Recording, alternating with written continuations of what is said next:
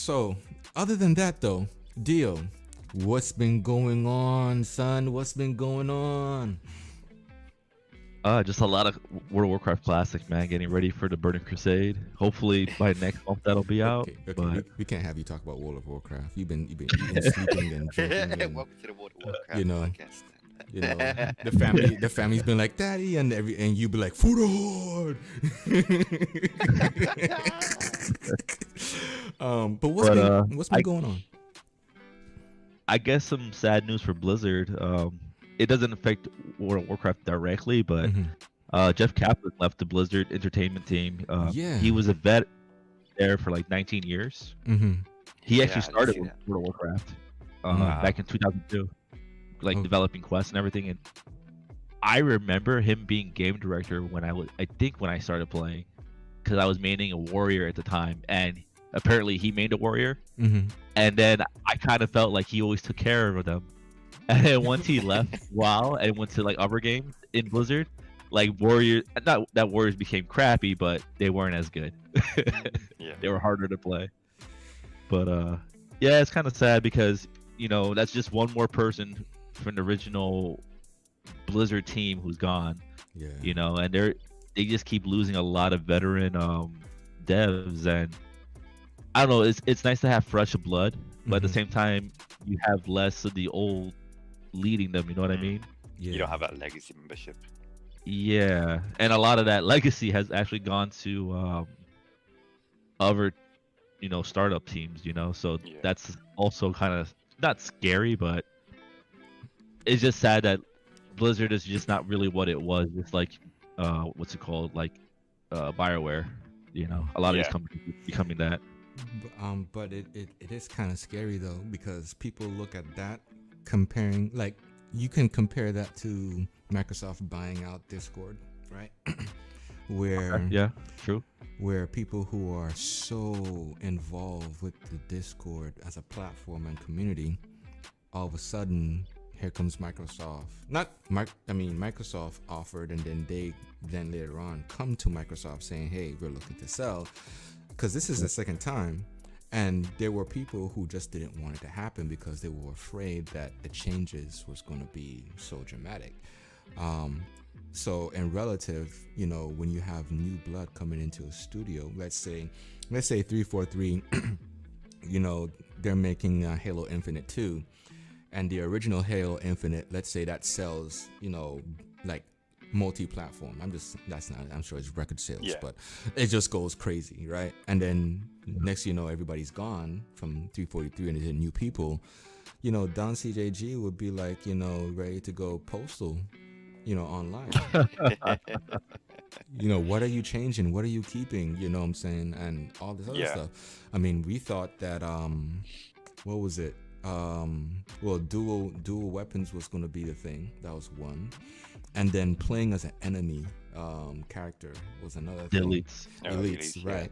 So it's just two things so far, unless Don can correct me on some more that they're taking away. Yeah, no, I think this is the thing. I think, you know, since 343 took over from Bungie, you know, you're kind of seeing that, you know, a lot of people did transfer over from Bungie to 343, but it's because it's just such a different company now that you can see the difference in the products. I think that, you know, they're on a course correction for that. But, you know, referring that to World of Warcraft and everything they're doing there with this guy leaving in Blizzard, you know, you're gonna see the less of this legacy staff you have. You do see a bit of a change over time in direction, and things just don't always feel the same. I guess you only really go back to the original kind of idea and thoughts is when people start saying, okay, this isn't right, you know, this isn't the game we fell in love with. Right. Oh, that's for sure. I mean, that's why I'm playing a lot more classic than I play what's current WoW. Yeah, for sure. And I think you could see maybe, I don't know, you know, ins and outs of World of Warcraft at the minute, but I think if more people start playing classic rather than the newer stuff, maybe that's a telltale sign of what every company needs to do. Yeah. But let's say that happens, right? Because Dio, I don't know if you know this, but I'm still going to ask. Do you know statistically how many people play classic versus retail? Retail does still have a higher player base, and that's fine. I think most people who do play retail is because they're a lot more casual. They don't really want to put in the grind, because it is a very different game, even though they're both World of Warcraft. With classic, you really have to grind. You really have to. It's just an experience. You're not just gonna get to level cap in a day or two. You're gonna take maybe a month, maybe 3 months if you're a new player and you don't know where you're going, what you're doing, and it's gonna force you to interact socially with other players to learn. Which, for people who I'd say tend to play modern MMOs like Retail WoW, and I would even say games like ESO, not to call them out on it, but they try to cater to the single player who still wants to play an MMO, and that's good, but at the same time it just ends up making the game more and more single player, which that's not the point of an MMO. Right. I mean, when you look at the history of MMO RPGs, it was almost like the big allure to MMOs was because there wasn't like Discord, there wasn't big chat boxes like they used to have. It was just all forums, right? And you had like little things like maybe like AOL Instant Messenger and stuff like that. So MMOs were like a place to actually interact with people, and that has really changed now. Now it's more kind of like social media, where people don't really use social media really to communicate as much as what they use it to is to kind of show off what they have and what they want and all these kind of things. That's kind of what MMOs are starting to turn into also. At least in my opinion. Got you. So it's funny that we're mentioning some of these things because apparently this week some Ex Bungie members formed a studio called Firewalk Studios, and they are working on an exclusive for PlayStation. For PlayStation. Okay.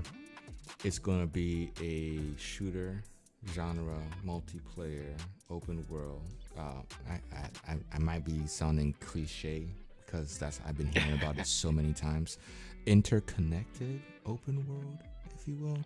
I might be embellishing a little bit too much because I'm still trying to find that information. But today we are thrilled to announce a partnership with Sony Interactive Entertainment for our new original multiplayer game.